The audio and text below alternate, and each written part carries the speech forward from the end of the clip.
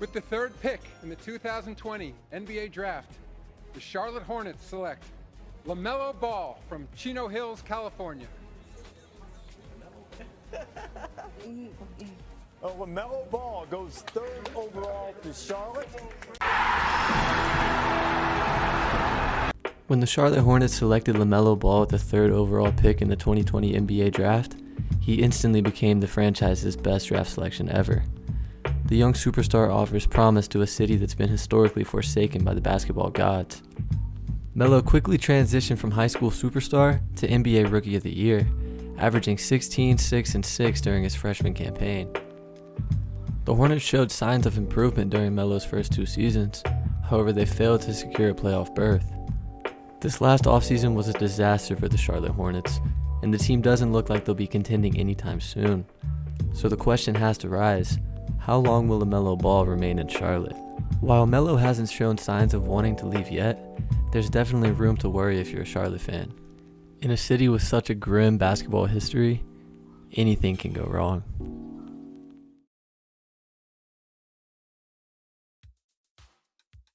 In 1988, the NBA expanded to 2 cities on the East Coast, Miami and Charlotte. The Charlotte Hornets were born. During the 1988 expansion draft, the Charlotte Hornets selected Del Curry with the number 2 overall pick and Muggsy Bogues at 6. Curry had a solid career for the Hornets, and just like his son Steph, he was known for shooting the 3. He'd go on to knock down over 900 threes during his time in Charlotte. While the Hornets showed flashes, they struggled in their infancy, winning only 2 playoff series in their first 10 years in the league. Growing pains are to be expected with any new franchise. However, for the Hornets, this lack of success would carry over into the next few decades.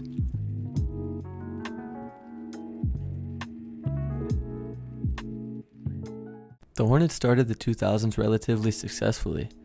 They made it to the playoffs in all 3 years, and they managed to win a series in 2 of those years. The Hornets acquired veteran bucket getter Jamal Mashburn from the Miami Heat, and in 1999, they drafted Baron Davis. Davis was an explosive young guard out of UCLA who lived above the rim. His tight handle and athleticism allowed him to flourish in the league. Baron Davis was a young explosive player who was showing star potential, and the Hornets were making the playoffs consistently. There was hope for the franchise. Hey, yo! Hey, yo! That's cap. Taylor knew that. That's cap. I accuse you of capping. After 13 seasons in Charlotte, the Hornets were out. They were headed to New Orleans. Basketball operations ceased in Charlotte for 2 years, and then they rebranded to the Charlotte Bobcats. It was a new look and time for a new era in Charlotte. The first draft selection of the Bobcat era came in the 2004 NBA Draft. The Bobcats selected Emeka Okafor out of UConn with the 2nd overall pick. The 2004 Charlotte Bobcats, led by Gerald Wallace and Emeka Okafor, would finish the season at 18-64. In the 2005 NBA Draft, the New Orleans Hornets drafted Chris Paul, future Hall of Famer out of Wake Forest, with the 4th overall pick. The Charlotte Bobcats got Raymond Felton at 5.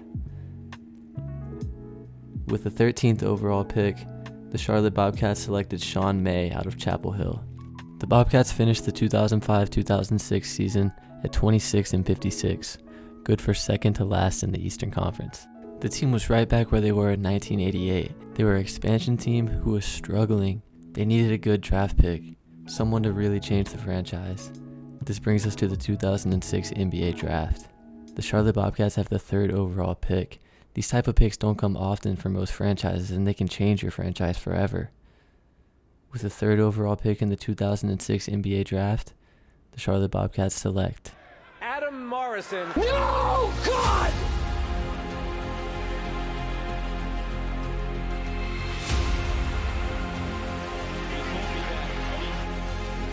The Charlotte Bobcats selected Adam Morrison with the 3rd pick in the 2006 NBA Draft.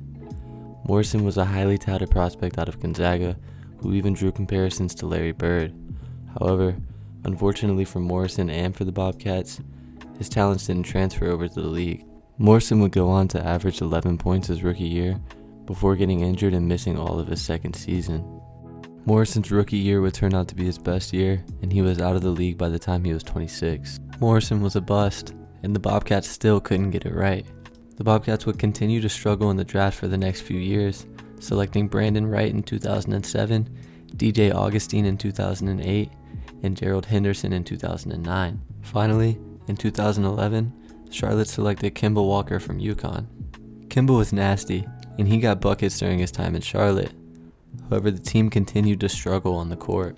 During the lockout-shortened 2011 NBA season, the Bobcats won only 7 games and finished with a record of 7-59. This season was historically bad, but there was a silver lining. Anthony Davis was coming out of college, and he was a beast of a prospect. Davis dominated the paint defensively in college, and he had great ball skills for a big. Davis was just the type of prospect that the Bobcats needed, and they had the best odds at securing the number 1 pick. Cue the film. The second pick will be made by the Charlotte Bobcats. And that means the number 1 pick in the 2012 NBA draft goes to the New Orleans Hornets. You can see the disappointment all over this guy's face. Not only did the Bobcats miss out on the pick, but it went to the Hornets. Charlotte fans can only theorize about what a Kemba Walker-Anthony Davis duo would have looked like. Instead, with the second overall pick, the Bobcats selected Michael Kidd-Gilchrist, Anthony Davis's college teammate. MKG was a solid defender who could finish well around the rim, but he couldn't shoot at all. Despite this glaring issue within his game, MKG was selected over future NBA stars like Damian Lillard and Bradley Beal.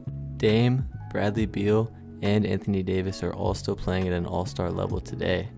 Meanwhile, MKG played only 8 seasons and averaged 8 points a game throughout his career, shooting only 27% from 3. Charlotte went 21-61 during MKG's rookie season. This landed them the 4th overall pick in the 2013 NBA draft. Another top 5 pick, and another opportunity to get a good player to pair with Kemba Walker for the future. After previous draft debacles, this was another opportunity for the Charlotte front office to redeem themselves. Charlotte's coming up here, and they lost the lottery. Yet again they lost the lottery. They dropped to number 4. Last year they had opportunity. They thought in the possible lottery to get the number 1 pick. They weren't able to get Anthony. The Bobcats, who've been hapless, hoping to change their name, but more important that they change their culture and perhaps start a winning one. And their building owner. Block. The pick is in now. The Charlotte Bobcats select Cody Zeller from Indiana University. He's the most athletic big coming out this year. What? Hey, yo! Pick and roll, Giannis on the loose. Overall rebounding team, Giannis. Charlotte sold in the draft again, selecting Cody Zeller 4th overall. Despite this, the squad would show signs of improvements during Zeller's rookie year. The Hornets signed Al Jefferson and went 43-39 under new coach Steve Clifford, securing a playoff berth.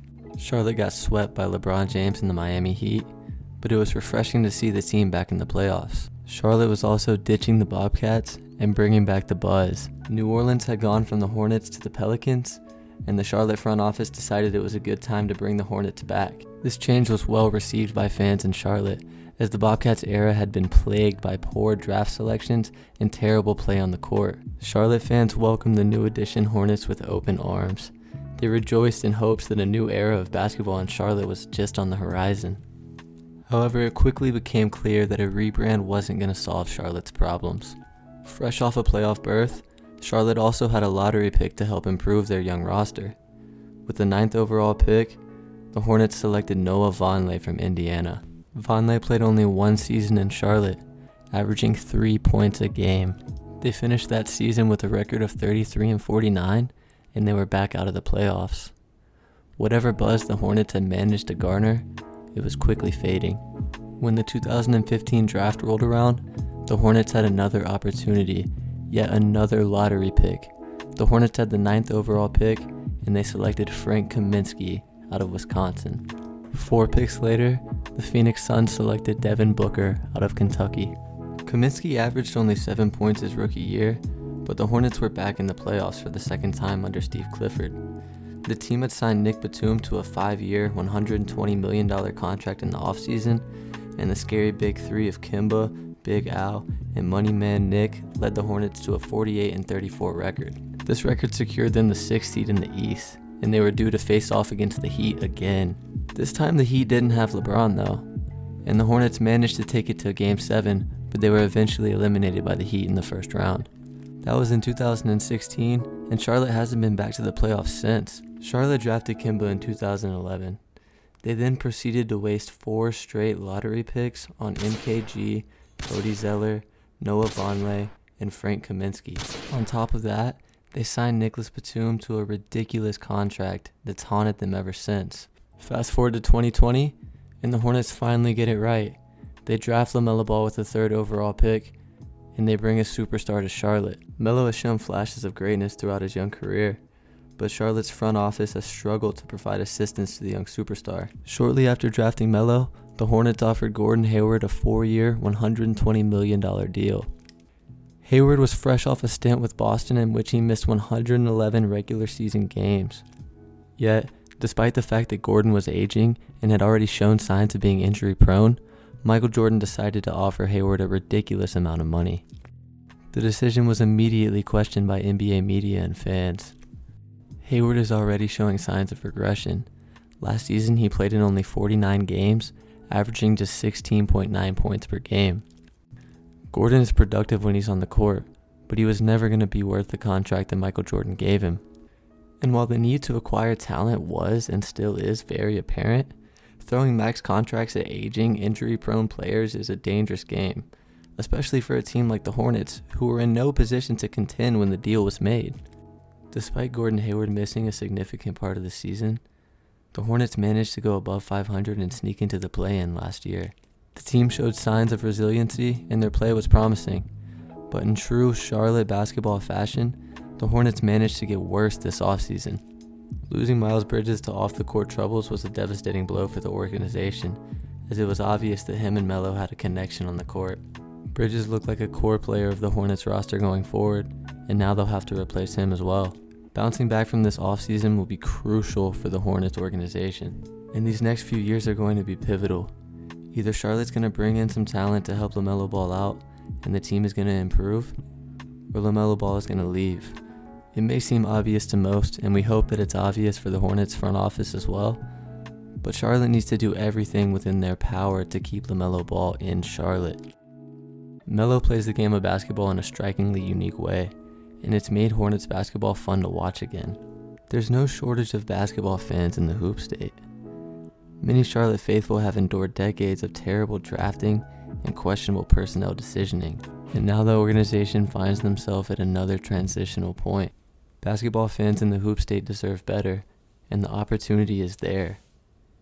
Can the Hornets capitalize?